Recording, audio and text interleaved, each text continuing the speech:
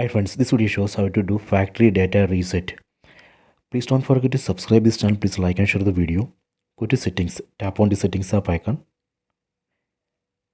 Go down, go to system, tap here, tap on reset options.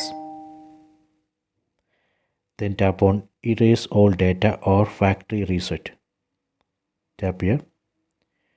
Then tap on this erase all data button.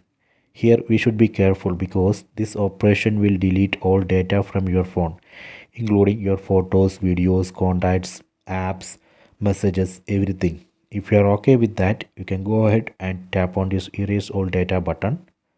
Then again tap on erase all data. This way we can erase all data. Okay, so this way we can do factory data reset. I hope you have enjoyed this video. Please subscribe this channel. Please like and share the video.